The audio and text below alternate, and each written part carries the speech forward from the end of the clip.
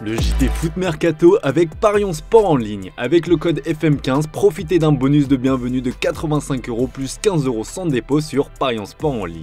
Bonjour à toutes et à tous et bienvenue dans ce nouveau JT Foot Mercato. C'est le retour de la Ligue 1 après une trêve internationale interminable. Actuel leader du championnat de France avec 2 points d'avance sur le Paris Saint-Germain, c'est l'AS Monaco qui inaugure cette nouvelle journée avec la réception de Lille ce vendredi soir. Ce début de saison tonitruant donne des idées aux hommes d'Adi Hutter, à l'image de Takumi Minamino, interrogé sur France TV Sport dans l'émission Le Mag Ligue 1. J'ai clairement l'image en tête de Monaco champion, c'est une sorte d'exigence. Bien sûr, il faut se concentrer sur le prochain match, sans s'enflammer, mais nous devons avoir l'ambition d'aller au bout. Et justement, pour ce prochain match, les coéquipiers du japonais feront face à un gros morceau avec le LOSC de Bruno Genesio, une belle manière pour eux de se montrer à la hauteur de cette ambition. Et avec notre partenaire Parions Sport en ligne, vous pouvez parier sur cette rencontre et tout ça avec un bonus de bienvenue allant jusqu'à 85€, en plus de 15€ sans dépôt avec le code FM15. Comme d'habitude, pour vous aider, les pronos de la rédac. Pour Stéphane, l'actuel leader du championnat ne fera pas mieux qu'un match nul 2-2 à domicile face aux Lillois. Valentin voit lui aussi un match nul mais sur un score de 1-1. Pour finir sur une note plus positive côté monégasque, Scheherazade mise sur une victoire 2-1. Bien sûr, pour le petit pari fun, je vous propose l'ambitieux Takumi Minamino, buteur avant la mi-temps pour une cote à 6,25. Du côté de l'OM, le retour de Chancel Mbemba à l'entraînement aura fait parler, mais malheureusement pour l'international congolais, rien n'a changé à son sujet pour les dirigeants phocéens. S'il a été réintégré, c'est principalement pour se mettre en conformité avec la charte du football professionnel. L'ancien joueur du FC Porto pourra s'entraîner comme bon lui semble avec le groupe de Roberto De Zerbi, mais il n'a quasiment aucune chance d'évoluer de nouveau en Ligue 1 avec l'OM, lui qui se retrouve en fin de contrat en juin prochain. Sa belle histoire marseillaise se termine décidément en eau de boudin.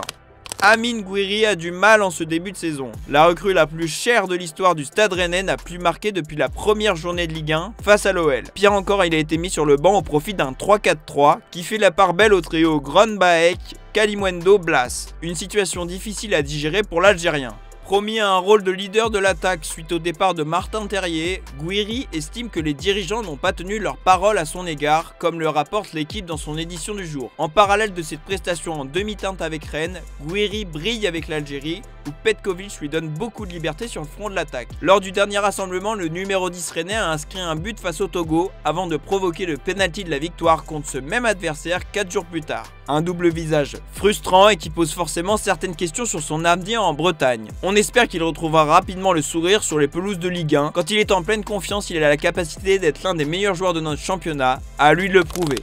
Kylian Mbappé n'est pas un footballeur comme les autres. Comme Cristiano Ronaldo, Lionel Messi ou encore Neymar Junior, ses moindres faits et gestes sont scrutés et décortiqués sur la place publique. Depuis quelques jours, le Bondinois vit sans doute l'un des moments les plus difficiles de sa carrière. En effet, son nom a été cité dans une affaire de viol présumé en Suède. Le capitaine de l'équipe de France nie en bloc et évoque une relation sexuelle consentie avec une femme, avec laquelle il aurait d'ailleurs échangé des messages par la suite. Pris dans la tourmente, Mbappé affiche pourtant une certaine tranquillité. El Chiringuito a confirmé cela hier soir. Le journaliste Edu Aguirre, connu pour être proche de la Casablanca, a assuré que Mbappé est calme et ressent le soutien du Real Madrid. Si Relevo rejoint ses confrères ibériques en précisant que le club champion d'Espagne et d'Europe resserre les rangs autour du français, elle dévoile des informations différentes concernant l'état d'esprit de la star des Bleus. En effet, le site espagnol indique que ceux qui connaissent bien le joueur le voient plus triste que jamais. Mbappé serait affecté psychologiquement. C'est une affaire qui n'a pas fini de faire parler.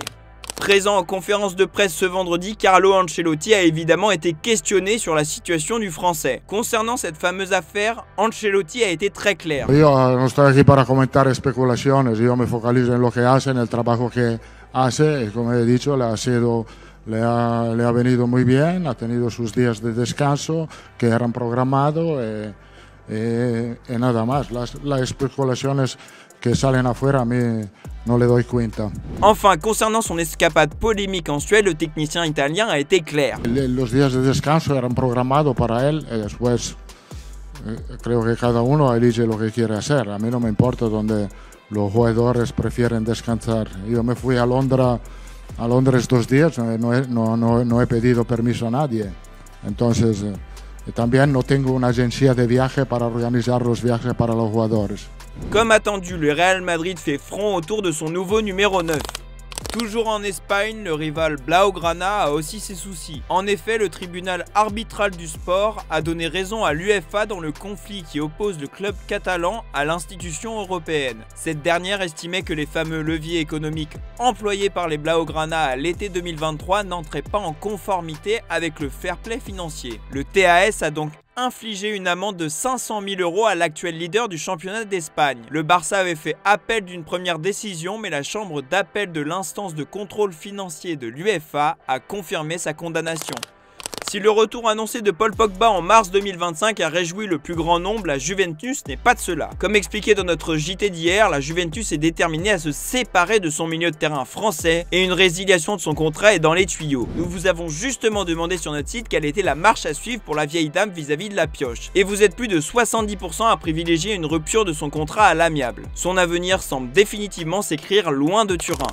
En Angleterre, les saisons se suivent et se ressemblent pour Manchester United. Depuis le début de la saison, les Red Devils n'ont gagné que 2 petits matchs en 8 journées et pointent à une piteuse 14e place en Premier League. Une anomalie pour un club de cette envergure. L'avenir d'Eric Ten Hag est évidemment sans cesse remis en question, mais pour le moment, le club lui maintient sa confiance et ne compte pas du tout changer les choses. C'est ce qu'a expliqué le principal intéressé en conférence de presse ce vendredi, cartonnant par la même occasion les journalistes présents sur place. Si je vais être licencié? Non, le bruit vient seulement des médias, de certains d'entre vous, pas de tous, créant des histoires et des contes de fées, racontant des mensonges parce que je sais que nous sommes sur la même longueur d'onde au sein de ce club. Je l'ai dit avant la trêve, mais plusieurs journalistes ne m'ont probablement pas cru. Au sein du club, c'est calme. Nous nous en tenons au plan et nous sommes très convaincus que ce sera un succès, donc nous restons calmes, a expliqué l'ancien coach de l'Ajax. Pas sûr que cela apaise les tensions entre le technicien néerlandais et la presse anglaise.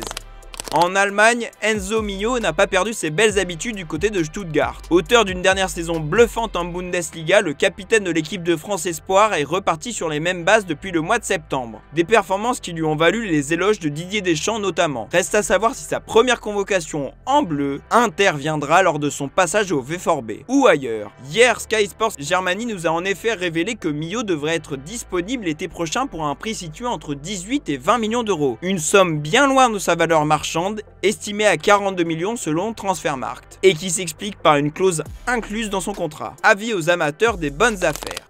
On passe à l'officiel du jour. À seulement 34 ans, Kevin Strootman a décidé de mettre un terme à sa carrière de footballeur professionnel. Le milieu de terrain néerlandais a officialisé la nouvelle sur ses réseaux sociaux. Les carrières prennent fin, merci le football, a-t-il écrit. Passé par le PSV Eindhoven, l'AS Roma mais aussi l'Olympique de Marseille, il aura pris part à 487 rencontres en club. Strootman a également porté à 46 reprises le maillot des Orangers entre 2011 et 2020.